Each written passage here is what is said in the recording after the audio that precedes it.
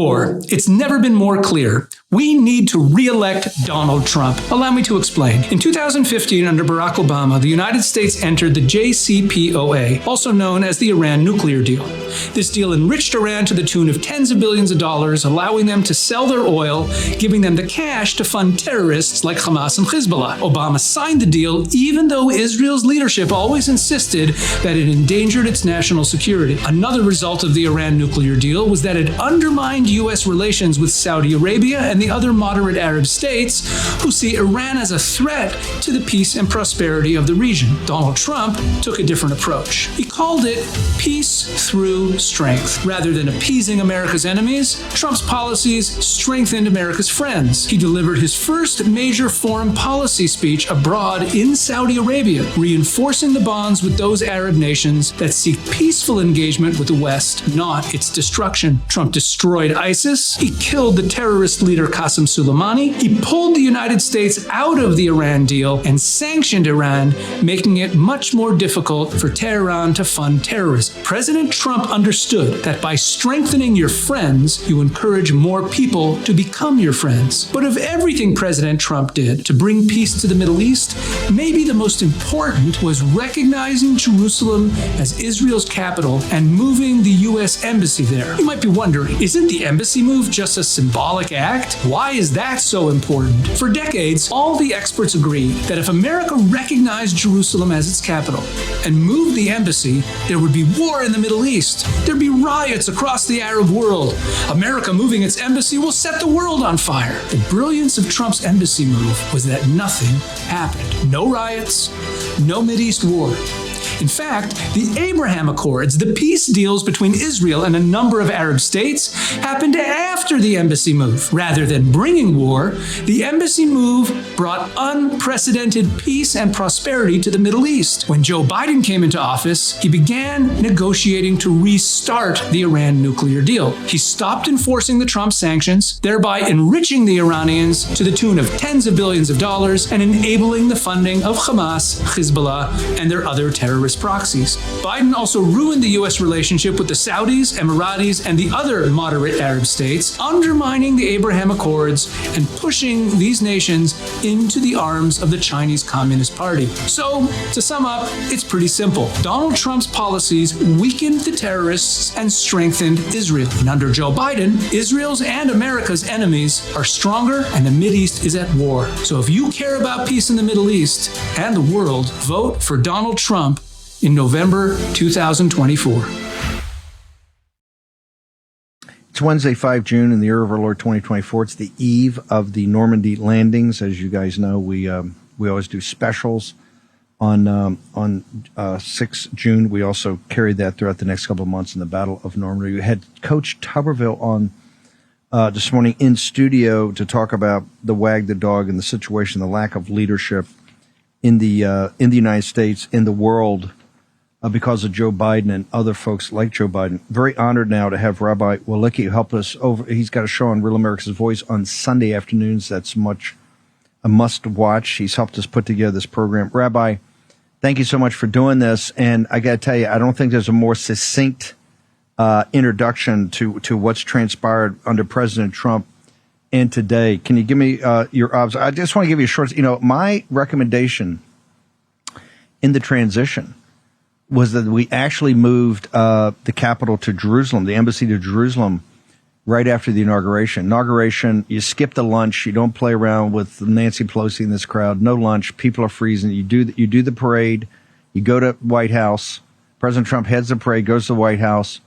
All the folks are there. We actually move it on a historic day of his inauguration. We move the embassy to Jerusalem right then, and then President Trump would go back to the Capitol for a joint session of Congress, and we lay out our 100-day plan. My idea was shot down, and one of the reasons was the State Department came to us and said, "Oh no, if you move the embassy to Jerusalem, there's going to be 3,000 American embassies taken. There's going to be 9,000 hostages. It's all this." All of it was a lie. All of it was spin of the State Department, which the State Department, the permanent State Department, hates Israel full on. Rabbi Wolicki, just give an overview of the program today, because I want to get to Ambassador David Friedman, who's joined us. What are we going to be doing this afternoon?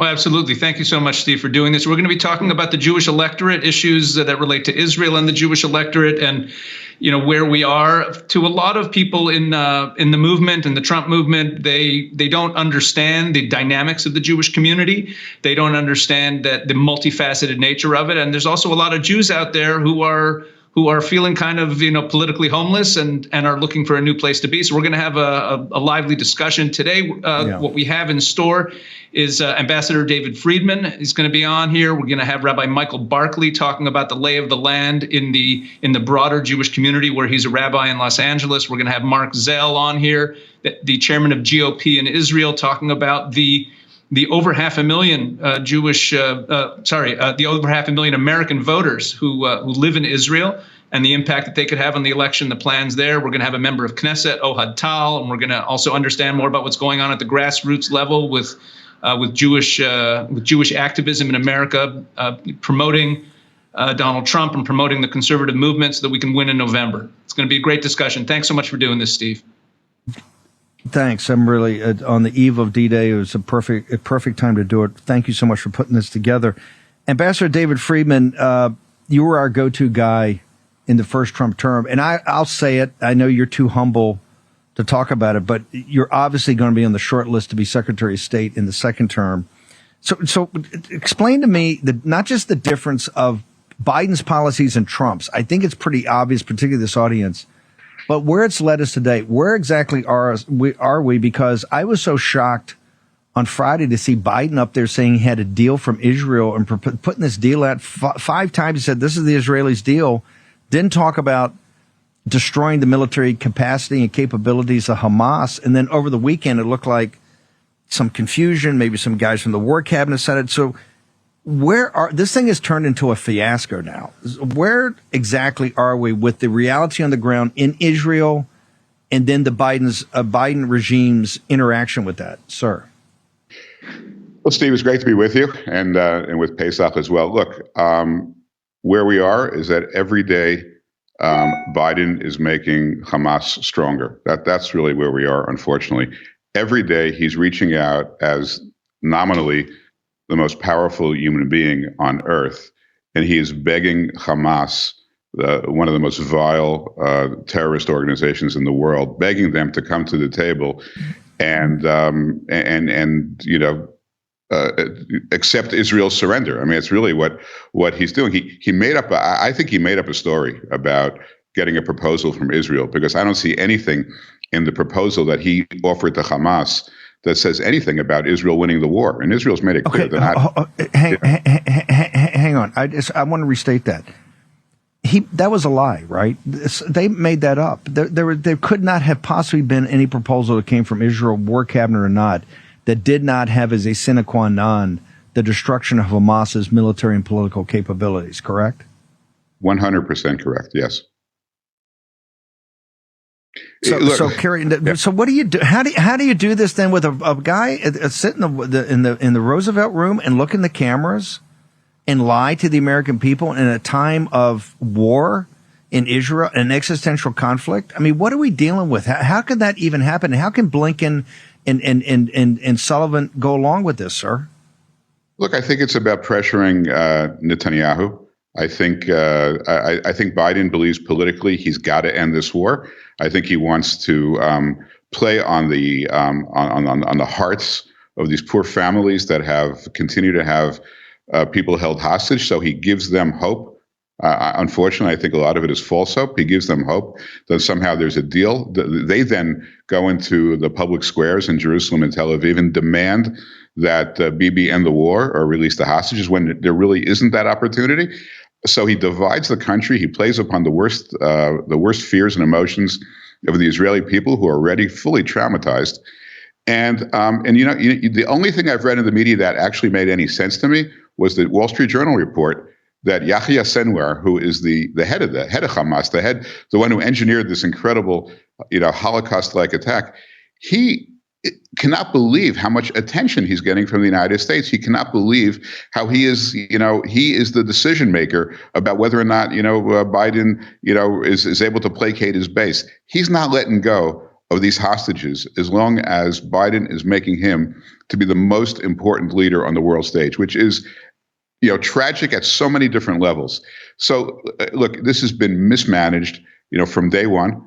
Biden sends Blinken and Austin and Sullivan every week or two into the war cabinet to try to micromanage Israel's war against Hamas. None of those guys know how to fight this war. I mean, they're fighting a war that's never been fought before. It's a war against, these people who have 350 miles of terror tunnels, the greatest home court advantage anywhere in the world in terms of ground warfare. And these guys are saying, don't go here, don't go there. This might result in too many casualties. Sacrifice your own soldiers rather than, putting civilians at risk. Don't go to the air that much. The air, it's more efficient for you. But, why don't you fight on the ground? You'll kill less people. Meanwhile, Israeli soldiers are dying as a result. And as a result, we have a 7-8 month war that could have been over in 3 or 4 months. All the idiots on the college campuses would be on to their next, Marxist agenda item, and we'd be done with this already. But Biden is if he would have flipped a coin, 8 months ago and continue to flip a coin and just go with heads, we would be better off than the decisions he's made now. What's your recommendation? I know you got to bounce, but give me a couple of minutes because you working with President Trump and Jared and others brought peace and prosperity, that not just the Abraham Accords, but so much that went on there with the moderate Gulf Emirate states, etc. What's your reckon? What do you think? What has to happen now, sir? So look, the partnership between Israel and the Emirates and Bahrain and Morocco and the future partnership with Saudi Arabia, people think it hinges upon a Palestinian state. It doesn't. It hinges upon the quality of the partnership between Israel and these countries. So what Biden needs to do, and this is what I tell President Trump, this is not complicated right now. We have an ally in the Middle East. It's a regional superpower. It's an ethical fighter. It is an important relationship on so many levels with America. America, derives much from this relationship as well. Just let Israel win the war. Let Israel, to coin a phrase, let Israel be great again. Let Israel fight its war, fight its battle, defeat its enemies, win this war. Let these people surrender, and we will send a message through the Middle East that Israel is the right partner, to be with among all these moderate Sunni nations. And that's the way to expand the Abraham Accords. These countries are looking at Israel now under Biden and saying, did we bet on the right horse? Maybe we should go make a deal with Iran because Israel's getting beaten up every day by, in America. If we restore the relationship between America and Israel that we had in the Trump administration, I remember your whiteboard. It was right at the top of that list was moving the embassy on day one. So what you said really brought back a very pleasant memory. I remember that well. But, let Israel win the war, give them what they need, militarily, obviously not U.S. troops, but give them the ammo, give them the diplomatic support, give them the money, let them win the war, and they will be America's best friend, and they will then be positioned to expand that, that circle of trust within the Middle East that will include Saudi Arabia. But it's all about the linchpin to all of this is letting Israel win the war and being strong. That's the key. Yeah. Ambassador, the book you just wrote, what's the title of it? I want to put it up and push it out. It was amazing about the Route 1 in Israel. You go back through all the major biblical Old Testament and New Testament. What's the name of that book? Well, that's the film. That's the movie. That's Route 60, the Biblical Highway. That I made with Mike Pompeo last year. And I've got a new book coming out in September called One Jewish State, which makes the argument that there can never be a two-state solution. A two-state solution will be, as Hitler used to say, a final solution for the Jewish people. Israel needs to take control of its biblical homeland. It can bring to the Palestinians a better quality of life than anything they got now, and they'll be able to secure the region. So, the book is One Jewish State. The movie, as you have on your screen, is Route 60, the Biblical Highway. Yeah. And Steve, thank you for being such a great friend of Israel and the Jewish people. Can't say it enough. We need friends like you. We need people who are fighters, who have the courage of their convictions, and it's much appreciated. If the president was asked you to be Secretary of State, would you accept it, sir? I never say no to my president. He's my president, and I will do anything I can to help him. Other jobs too, whatever jobs he wants for me. He will find me there, willing to help. Did a great job in the first term. Looking forward to working with you in the second, sir. Me too. Thank you, Steve. Be well. Ambassador David Friedman. One Jewish state. You can't have a two-state solution. It's impossible. Let's bring in Rabbi Barclay, Michael Barclay from L.A. Can you break it down? One of the things of MAGA, when they see, it's hard for people to comprehend, Rabbi, how can Jewish folks here in the United States support the most radical and progressive and left-wing and anti-Israel elements of the Democratic Party? Can you explain? You're from Los Angeles. Can you explain that to us? I am. And Steve, thank you so much for being so kind to all of us and to Israel especially, and always supporting it. Look, any Jew who votes Democratic at this point is like a chicken who votes for Colonel Sanders, and we all know that. But you need to understand that there are observant Jews like Rabbi Pesach, like myself, that we're committed to Jewish values and to trying to live in a Jewish way. Judaism is about action. But then there are both secular Jews and non-practicing Orthodox Jews. And there's people who have Jewish values, but they're not practicing it. And then people who are totally disconnected from Judaism, from Israel, from all of it. And that's happened. You need to understand how that happened. Judaism is about action, about acting righteously. We've lost a tremendous amount of Jews to conversion. They've not converted to Catholicism or Christianity. They've converted instead to secular leftism. Why? Because Judaism wants good action. Secular leftism only requires feelings. And so they can feel good about themselves. I hope that helps put it a little bit in perspective. They've rejected the Jewish process of acting righteously, and instead they want to feel good. And the Democratic Party makes them feel good, like they're doing something in a good way. On October 7th, every Jew's head imploded. Every one of those liberal Jews, their head imploded. They realized that the world is different. But very quickly, by December, that was in the rearview mirror, and they want to sing Kumbaya again. And I think there are ways of bringing them back and bringing them to a more mature, psychologically mature and responsible position. But I think we need to have that outreach. But here's the question I got. I talked to Rabbi Wolicki a lot about this. If you look at the faculty, what's happening on the campuses in those quadrants is bad. But if you look at the faculties and you look at the administrations, that's what these Marxists are. That's the people that are putting this propaganda in these kids' heads. They hate America. They hate the Judeo-Christian West. That Israel's a colonizer. They're an oppressor, and they're little Satan. We're big Satan.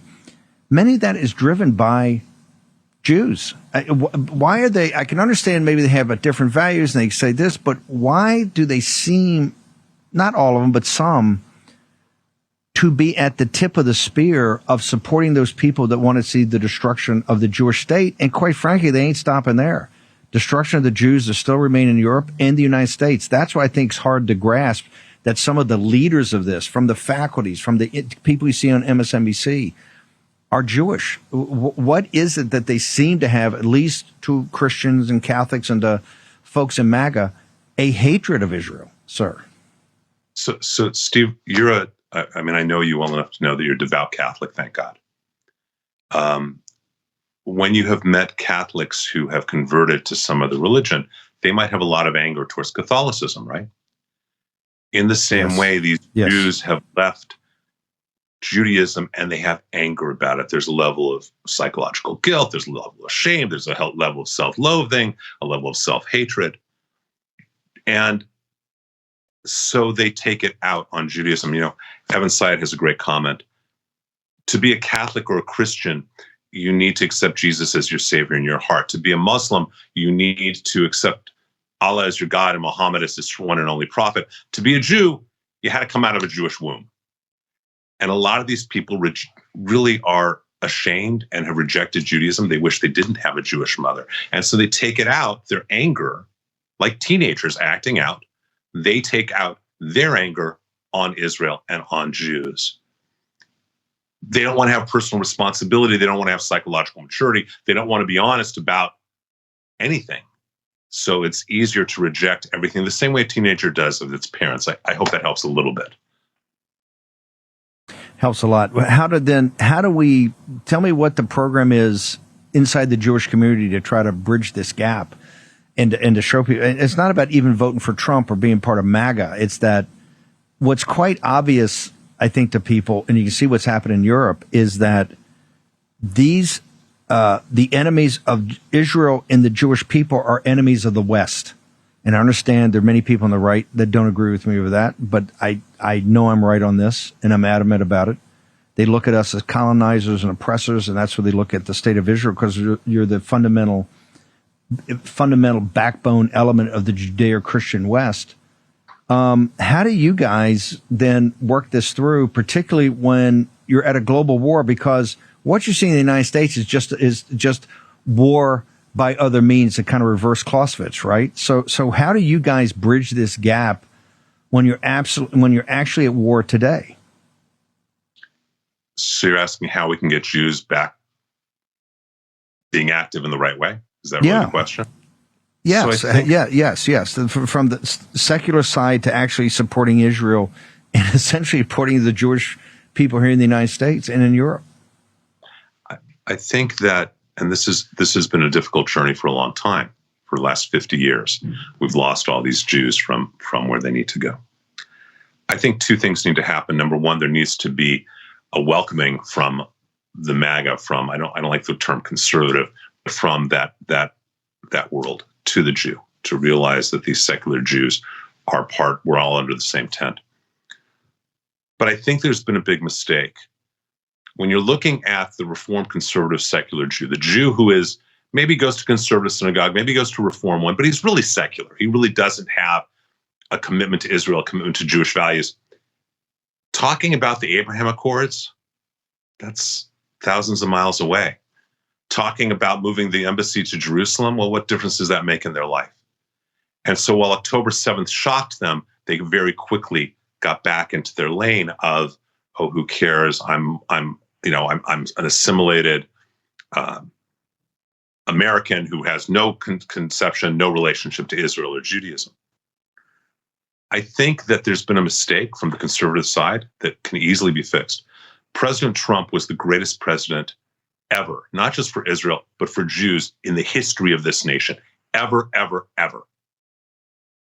And I think there's been a mistake by focusing on the Abraham Accords, which doesn't mean anything to these secular Jews. Instead, I think we should focus on what he did with Title VI. Because Donald Trump saved tens, if not hundreds of thousands of Jewish students through his executive order, him putting anti-Semitism as part of Title VI. And you're very familiar with all this. I don't know if you were involved in that decision-making, but it is now protected. We have dozens, if not hundreds of lawsuits that have already been filed against college campuses, only because Trump protected the Jewish people by putting them in Title VI, by putting anti-Semitism with the Holocaust Remembrance Alliance's definition. We need to focus on that and point it out, because every one of these secular Jewish parents who doesn't really care about Israel, they do care about their children, they do care about their grandchildren. And we need to remind them that Donald Trump has protected their children years before it was needed. If Trump hadn't did what he did with Title VI, none of those kids, none of those Jewish kids who were victimized on college campuses would have any recourse. But thank God he did, and there are lawsuits now. We need to remind the secular Jew about what he did, because it's truly heroic and has made a difference in a huge, huge way. Rabbi Wolicki, I know you want to jump in here. We got about a minute before we go to break. Your thoughts, observations.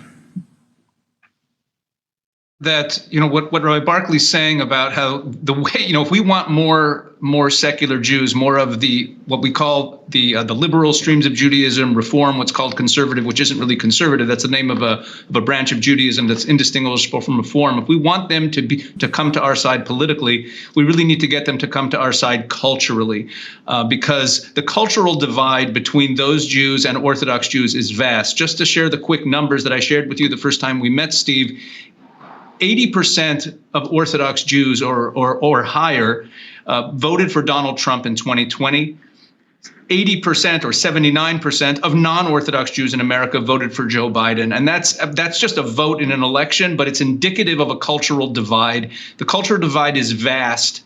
And as younger Jews especially start coming towards Orthodoxy, and the percentage of Jews in America who identify as Orthodox in the under 29-year-old segment of the population is close to double what it is over that age. And so that's a good sign. And we just need to bring them closer to their roots, because what's happening now is really a referendum on their Jewish identity. What happened on October 7th didn't shake the worldview of people like myself. It confirmed it. But for these Jews, it shook their worldview. And there's an opportunity here to reconnect them with their Jewish identity.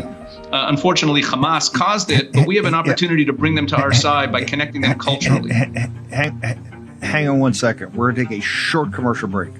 We're going to return in just a moment. All this nonsense, all this spin, they can't handle the truth. War Room Battleground with Stephen K. Bannon. Okay, it's no better time than the eve of the Normandy landings to get into all this. As you know, the Normandy landings, we kick off our special coverage of that tomorrow morning. We did a little bit with Coach Tuberville today. His father was a tank driver at Utah Beach. Coach Tuberville got on a plane after the show and is going to be in Normandy. We'll track him down tomorrow. We're going to follow this all the way through the end of the Battle of Normandy, which actually went to the end of July, beginning of August, every day. Rabbi Michael Barclay, thank you so much for being here. We're going to spend more time with you individually, get you back on the show. But where do people go? Social media, website, all of it. They can certainly follow me at Rabbi_Barclay on Twitter X. The website is RabbiMichaelBarclay.com. Our synagogue website's in Hebrew, so it's probably just easier to do RabbiMichaelBarclay.com. They can also follow. I do a lot of commentary, a lot of articles and columns for PJ Media and for American Thinker, but especially PJ Media. We love PJ. They're fantastic. Thank you, brother. Appreciate you being on here. Thank you, and God bless you, Steve, for everything you do. Thank you, brother. Marc Zell, the GOP in Israel. Tell me, how many American citizens actually are in Israel that are eligible to vote, sir? Well, according to the U.S. State Department, you mentioned in the beginning of your show, in not particularly a favorable way, there are 750,000 U.S. citizens residing in Israel. Of them, we figure about 500,000 are eligible to vote. So tell us about the GOP. Your one of your jobs, I take it, is to corral or wrangle American citizens there to make sure that they vote. That's a good way to describe it. I have a couple of jobs. That's the main one, especially in a hotly contested election like we have here in 2024. We have, in fact, I can tell you that in the 2000 election, when George W. Bush was elected by 537 votes in three counties in southern Florida, 1,200 Israeli Republicans voted in that race, and had they not done so, there would have been another Democratic president at that time. So our votes here in Israel and around the world, Republicans overseas has chapters in some 50 countries, are important. And there are some 10 million American citizens abroad. And here in Israel, we have one of the largest populations. And we are probably the most active population anywhere in the world of U.S. citizens. And we, in contrast to the Jewish community in the United States that Rabbi Wolicki described, 80 to 90% of Americans living here in Israel vote Republican. And that means that when we go out to wrangle those votes, as you put it, Steve, we don't have to worry about messaging or twisting anybody's arms, to get them to vote Republican. They will vote Republican. In fact, when I spoke to RNC Chairman Michael Watley the other day, he said that these are low propensity voters. And these are voters who would vote Republican if they would get off their duff and vote. So our task is to do exactly that. We're going to be trying a whole variety of ways. Pesach, Rabbi Wolicki knows about this. We're going to be doing everything we can to bring the message to these Americans here, particularly the thousands and tens of thousands of Americans who fought, and like my son, who was a tank commander in Gaza for 150 days and is going back early next week, and to get them to show them why they have such a special privilege to vote in an American election and to actually do something about changing the American-Israeli relationship. And if I may, one other thing, you mentioned that tomorrow is the anniversary of D-Day. Well, today, Steve, is the anniversary of the beginning of the Six-Day War. And it's also Jerusalem Day, Yom Yerushalayim, where we celebrate the liberation of Jerusalem and its reunification, where the capital city of Jerusalem, of Israel, changed entirely. It's an amazing place. That you've been there. You know what it's like. And this is the day, today, June 5th, where we commemorate the events that changed the whole face of the Middle East.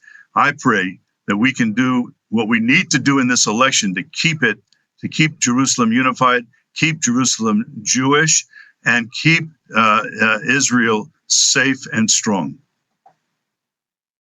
Right before I go, just 80 to 90% of people, American citizens living in Israel, when they vote Republican. Am I correct on that?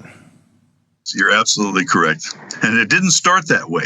When we took over Republicans overseas in the early 90s, they were voting like their American counterparts, 80 to 90% Democratic. So it can happen. You can change the way Jews think about how they vote in an American election. And really, as you say, and as President Trump has said, it makes no rational sense why Jews, in light of what the Biden administration and Democrats have done, would continue to vote overwhelmingly for the Democratic Party. That makes no sense. We can show you that it's possible to change that course of action, change the course of history. So you're saying in time of war, if you guys had the resources, or we could turn out everybody, roughly round numbers, we could bring 400,000. If we get them all to vote, we could bring 400,000, potentially 400,000 votes for President Trump just out of Israel. Yeah. Am I correct in that? That's right. We could do that. We can do that. That's entirely possible. And the other thing is we have thousands of voters in swing states, in Georgia and Arizona, Nevada, and Wisconsin, Michigan, Pennsylvania.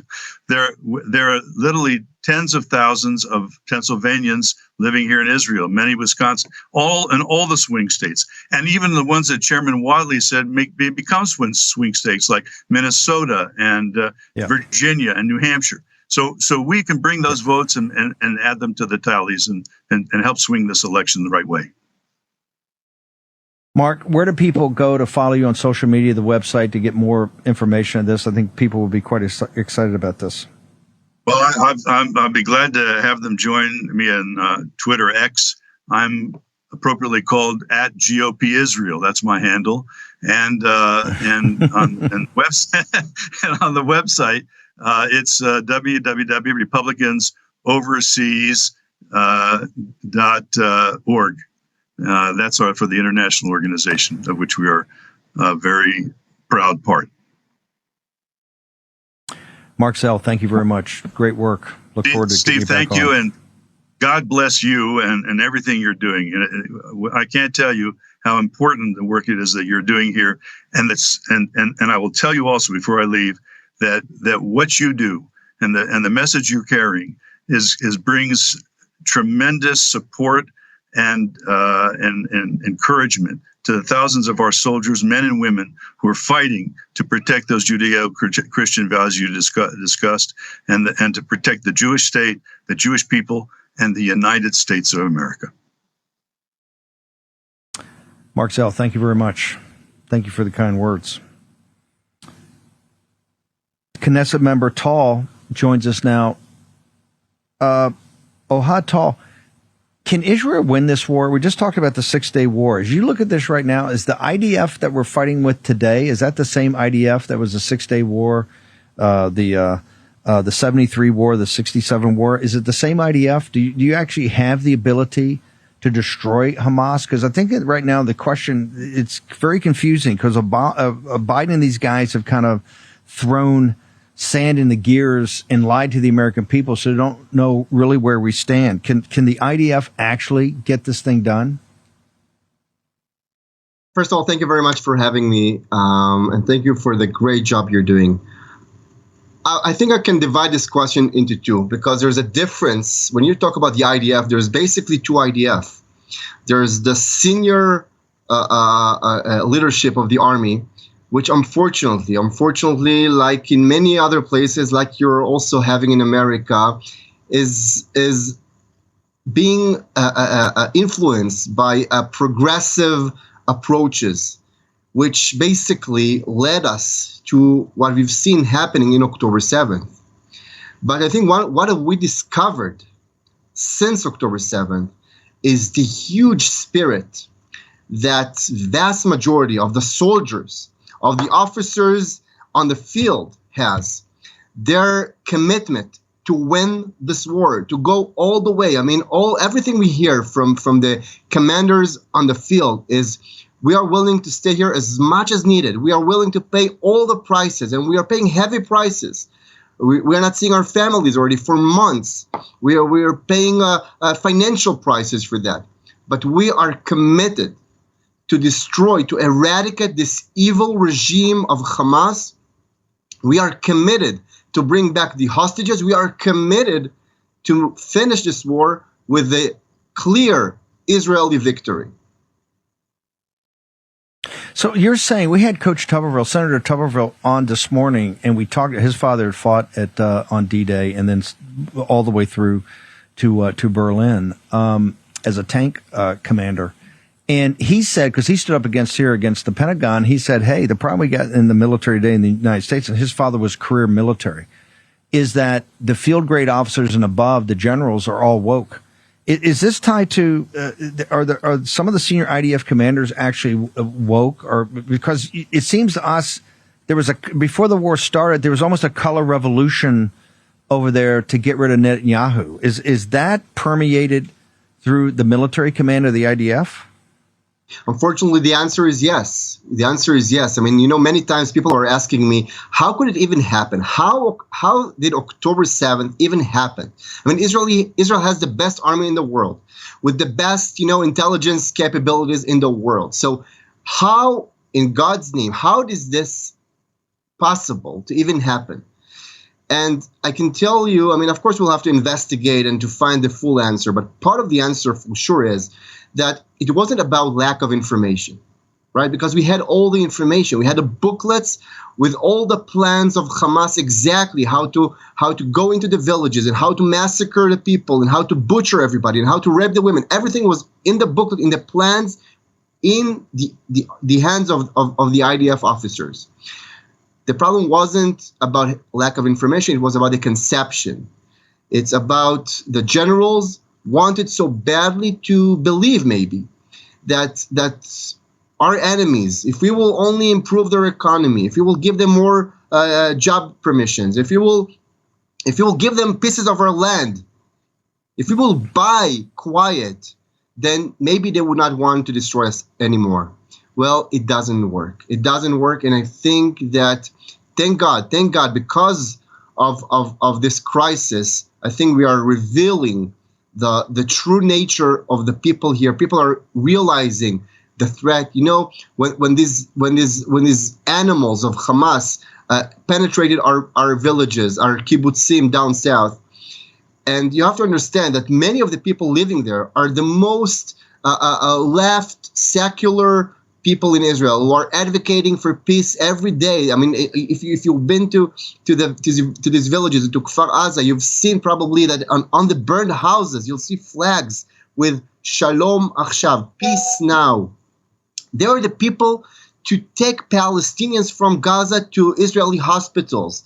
They were the one to advocate for peace the most, to take Palestinians from Gaza to work in their homes. And they were butchered by the same people. And when they penetrated these kibbutzim, they called them in Arabic mustautinin, which basically means you are illegal settlers. You are Jews. This is what they call them. They don't care if you're observant, what you believe, or if you live in Judea and Samaria, or you live in a kibbutz. If you are a left wing, if you are right wing, for them you're a Jew. Don't forget who you are. They remind us of who we are.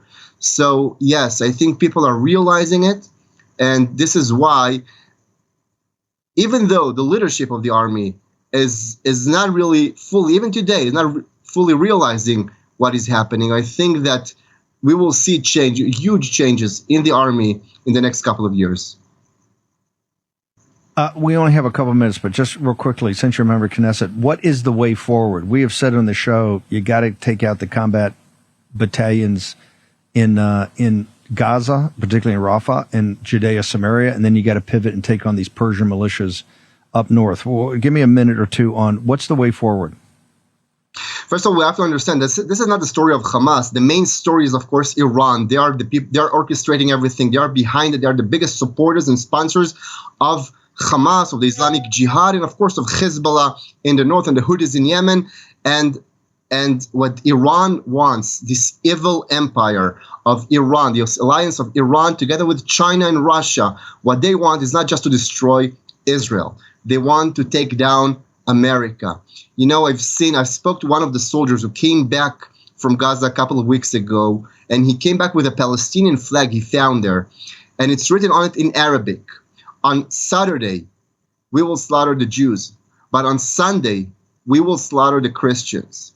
They're shouting in Tehran every day, death to Israel, death to America. They call us the little Satan, but they call America the big Satan. They want to take down America.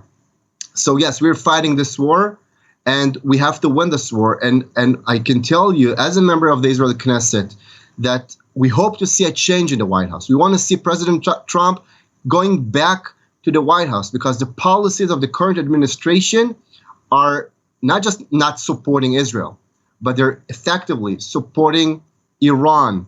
That's the truth. That's the reality. People should understand it. And I wanna use this beautiful platform of yours to tell my brothers and sisters in America, my Jewish brothers and sisters, these are historic times. And when you're going in November to vote, you'll have to remember to ask yourself, what does Hamas want you to vote? Who would Hamas want you to support? Ask yourself this question, and I hope that you'll make the right thing, because that decision will have an impact for hundreds of years from now. Ohad Tal from the Knesset, thank you very much. Honored to have you on here. Great message, sir. Appreciate you. Thank you very much for having me. Thank you very much.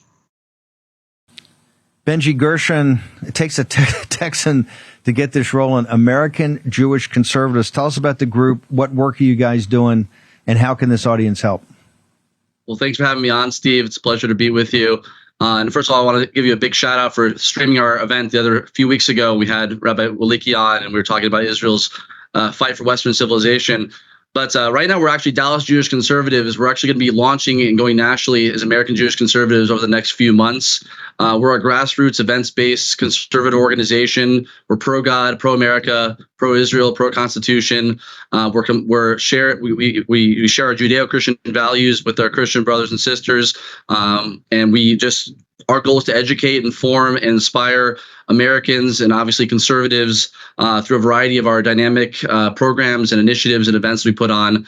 And just last year alone, we put on 22 events just here in Dallas. Our goal is to spread this message across the nation, have chapters all across the country, and continue to educate and inform the electorate on the issues, and hopefully wake a few people up along the way. Do you think you're getting traction? Are you getting traction, particularly in the secular Jewish community, to hear the message of President Trump and the Republican right? I think we're getting some traction. I think more Jews need to be not afraid to speak up, especially on social media.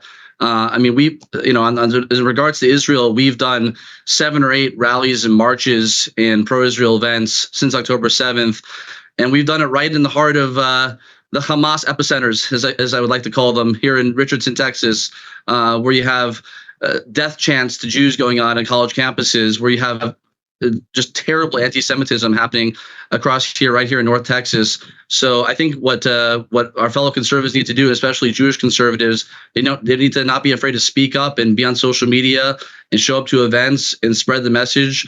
It's one thing to come to an event, but it's another thing to actually bring your friends and bring other people who may not be on the same page with you politically on every subject. But I think that's the first step, is just engaging with those people. Where do people go to get you, sir? Social media and the website.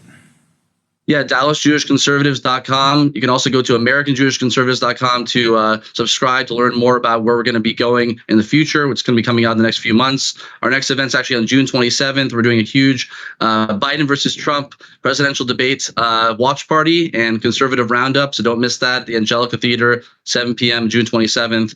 Go to DallasJewishConservatives.com for tickets and more information. Thank you, brother. Appreciate you. Birchgold.com is our sponsor. Make sure the times of turbulence, well, with the war in Israel, you ain't seen nothing yet. It's going to get worse. It's going to get a lot worse before it gets better. Go to birchgold.com/Bannon.